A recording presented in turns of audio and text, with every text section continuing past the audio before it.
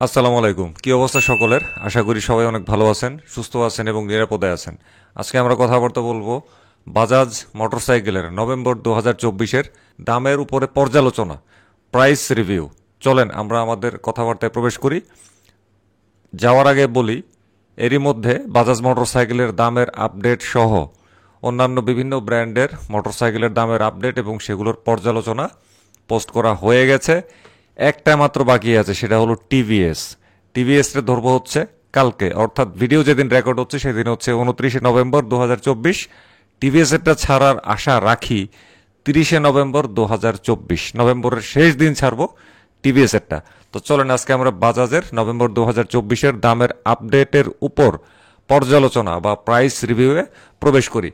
তো এই ক্ষেত্রে এক নাম্বার পয়েন্ট আমার কাছে, সেটা হচ্ছে অক্টোবর 2024-এ বাজাজ মোটরসাইকেলের মডেলগুলোতে যে দাম চলছিল, নভেম্বর 2024-এ একই দাম কিন্তু চলমান। পর্যালোচনার 2 নাম্বার ব্যাপার, সেটা হচ্ছে city 100 ES, Platina 100 ES, Platina 110H gear, Pulsar 150 twin disk, Pulsar 150 twin disc এবং সিঙ্গেল চ্যানেল এবিএস। এই 5টা মডেল খুব সম্ভবত বাংলাদেশের বাজারে আর ব্র্যান্ড নিউ অবস্থায় শোরুম থেকে ক্রয় করা যাবে না। খুব সম্ভবত এই 5টা মডেল বাংলাদেশে ডিসকন্টিনিউ হয়ে গেছে। এখন মোটরসাইকেল যখন উদ্বোধন হয় তখন না হয় ঘোষণা হয়, এটা হয় ওটা হয়, কিন্তু মোটরসাইকেল যখন ডিসকন্টিনিউ হয়ে যায় তখন তো আর অনুষ্ঠান করার কোনো দরকার হয় না বা কোনো বিজ্ঞপ্তি দেওয়ার দরকার হয় না, নীরবেই চলে যায়। তো খুব সম্ভবত এই 5টা মডেল বাংলাদেশের বাজারে আর পাওয়া যাবে না ব্র্যান্ড নিউ অবস্থায়। হয়তোবা কোনো কোনো শোরুমে পুরনো 2-1টা স্টক থাকতে পারে, সেগুলি ভিন্ন ব্যাপার। তাছাড়া ফ্যাক্টরিতে কিন্তু নতুন করে যে উৎপাদন করা, সেইটা কিন্তু বর্তমানে এগুলা বন্ধ আছে এবং অনেক দিন ধরে বন্ধ আছে। এরপরে আসেন পর্যালোচনার 3 নাম্বার ব্যাপার, সেটা হচ্ছে জন্ম নিয়ন্ত্রণ পদ্ধতিতে ডুবানো আছে, অর্থাৎ উৎপাদনে নেই Pulsar NS 125, Pulsar N 160 FI dual disk, dual channel ABS এবং হচ্ছে N 160 কার্বোরেটর এবং N 250। এই মডেলগুলা অনেকদিন ধরেই বাংলাদেশের বাজাজের অনুমোদিত শোরুমগুলোতে পাওয়া যাচ্ছে না। কিছু কিছু শোরুমে আছে, একেবারে যে নাই তা না, কিছু কিছু শোরুমে আছে কিন্তু পরিমাণ অনেক কম।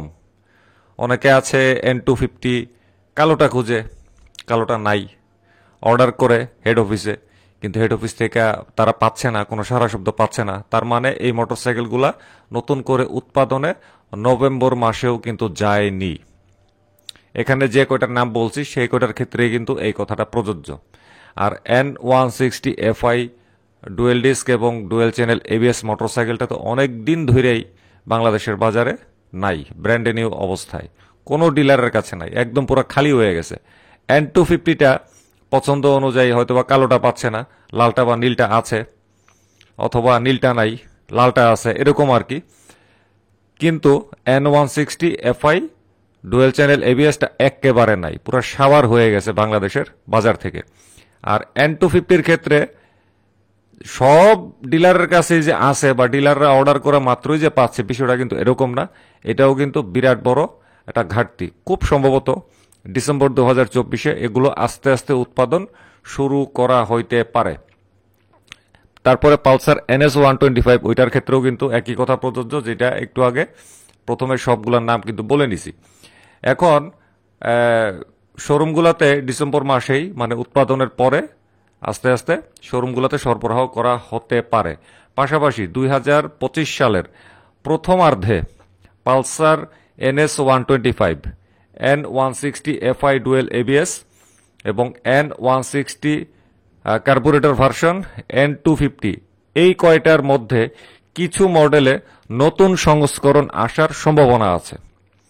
এগুলো নিয়ে আরেকদিন আমরা অন্য একটা ভিডিওতে আলাপ করব না।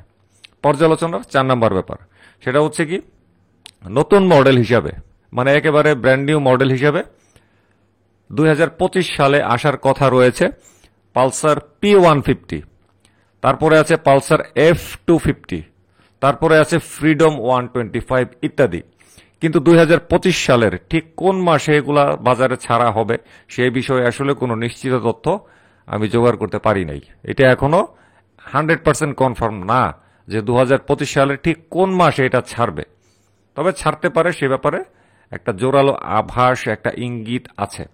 আর ফ্রিডমের ব্যাপারে একটা ভিডিও কিন্তু আমি অক্টোবর 2024-এ পোস্ট করছিলাম, কেউ যদি দেখে না থাকেন দেখে নিয়েন, লিঙ্কটা দিয়ে দিব না কমেন্টে। এবারে আসেন পর্যালোচনার 5 নাম্বার ব্যাপার, সেটা হচ্ছে হিরো এক্সট্রিম 125 এবিএস বাজারে ছাড়ার পরে হুমকির মুখে পড়ছে কিন্তু পালসারের এনএস 125। এটা খুবই স্বাভাবিক যে পালসারের এনএস 125 বৈশিষ্ট্যগত দিক থেকে হিরো এক্সট্রিম 125 এবিএস থেকে অনেক অনেক পিছিয়ে। তবে প্রিবুকের মাধ্যমে মোটরসাইকেল প্রাপ্তিতে দীর্ঘসূত্রিতার ফলে নভেম্বর মাসে কিছু ক্রেতা পালসার এনএস 125 ক্রয় করে ফেলছে। যদিও উৎপাদন না থাকায় অনেক ক্রেতাই পালসার এনএস 125 কিনতে পারেনি। খুব অল্প শোরুমে অল্প পরিমাণ স্টক ছিল, সুতরাং কিনতেও পারছে খুবই অল্প কিছু ক্রেতা। ওই যে একটু আগে আরেকটা পয়েন্টে বলছিলাম যে পালসার এনএস 125 এর নতুন উৎপাদন বর্তমানে নাই। হয়তো বা ডিসেম্বর থেকে হলে হইতে পারে, না কি করে এখন ডিসেম্বর আসলে আসলে বাকিটা বুঝতে পারবো। পর্যালোচনার 6 নাম্বার ব্যাপার, সেটা হচ্ছে 125 ও 110 সিসির ডিসকভার বর্তমানে বিক্রি হচ্ছে যথাক্রমে 1,60,500 টাকা এবং 1,51,000 টাকায়, যা এই 2024 সালের এই সময়ের জন্য খুবই অসংলগ্ন মূল্য। কেননা ওই দামের খুবই কাছে ওইসব মোটরসাইকেলের চেয়ে অনেক বৈশিষ্ট্য সম্পন্ন মোটরসাইকেল এই মুহূর্তে বাজারে পাওয়া যাচ্ছে।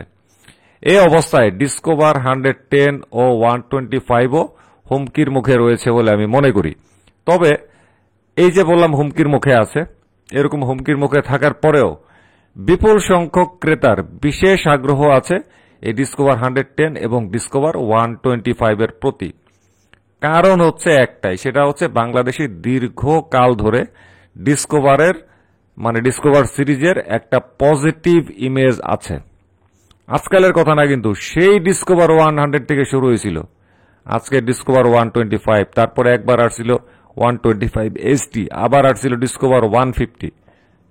এতগুলা ডিসকভারের মোটরসাইকেল আসলো, মানে ডিসকভারের ব্যাপারে আমাদের দেশের বড় সংখ্যক একটা ক্রেতা বা বাইকার আছে যারা অত্যন্ত রকমের পজিটিভ। ওই পজিটিভ ইমেজের কারণেই কিন্তু আজকে এই টাকা দিয়েও ডিসকভারের মতন অনেক পুরনো একটা মোটরসাইকেল এখনো বিক্রি হচ্ছে। এবং ডিসকভার সিরিজের মোটরসাইকেল কিন্তু বাংলাদেশে বাণিজ্যিকভাবে ব্যাপক রকমের সফল। ইন্ডিয়াতেও এত সফল হইতে পারে নাই। ইন্ডিয়াতে কিন্তু ডিসকভারের কোনোটাই ভালো সুবিধা করতে পারে নাই, কিন্তু বাংলাদেশে ডিসকভারের একেবারে পুরো জয় জয়াকার। বাজাজের যতগুলা শোরুম আছে সারা বাংলাদেশে খোঁজ নিলে জানা যাবে যে প্রতিদিন এভারেজে যদি কোনো মোটরসাইকেল বিক্রি হয়ে থাকে তাহলে সেটা হচ্ছে হয় ডিসকভার 125 অথবা ডিসকভার 110। এতটাই সাকসেসফুল এই ডিসকভার সিরিজের মোটরসাইকেলগুলো বাংলাদেশে। পর্যালোচনার সর্বশেষ ব্যাপার 7 নাম্বার পয়েন্ট, সেটা হচ্ছে পালসার 150 সিঙ্গেল ডিস্ক বর্তমানে বিক্রি হচ্ছে 1,93,750 টাকায়, আর 150 single disc single channel ABS variant বিক্রি হচ্ছে 2,03,750 টাকায়। এই পালসার 150 সিঙ্গেল ডিস্ক অনেক পুরনো একটা মডেল ও বাংলাদেশে বাণিজ্যিকভাবে ব্যাপক সফল। ওই যে ডিসকভারের মতন পালসার 150 সিঙ্গেল ডিস্কও ব্যাপকভাবে বাংলাদেশে বাণিজ্যিকভাবে সফল।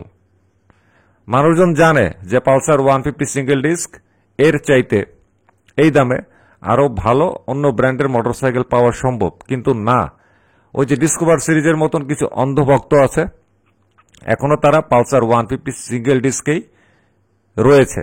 তারা এইটা ছাড়া অন্য কোনোটা আসলে বুঝেই না। পালসার টুইন ডিস্ক এবিএস রাইখাও তারা এই মোটরসাইকেলটারই এতদিন কিন্তু ক্রয় করছে। এত চাহিদা 150 সিঙ্গেল ডিস্কের, যেখানে পালসার 150 টুইন ডিস্ক এবং twin disc single channel ABS মোটরসাইকেলটা বেশ কিছুদিন ধরে বাংলাদেশের বাজারে পাওয়া যাচ্ছে না, সেখানে সিঙ্গেল ডিস্ক নন এবিএস এবং এবিএস ভ্যারিয়েন্ট কিন্তু বাংলাদেশে এখনো উৎপাদনে রেখেছে বাজাজ বাংলাদেশ কর্তৃপক্ষ।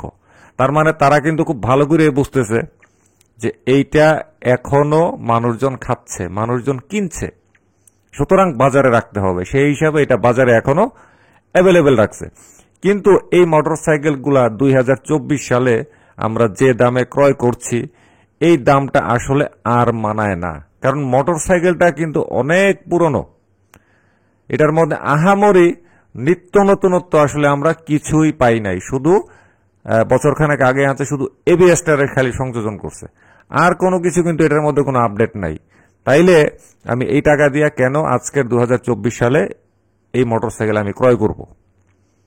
একজন সাধারণ ক্রেতা হিসেবে এটা হচ্ছে আমার প্রশ্ন।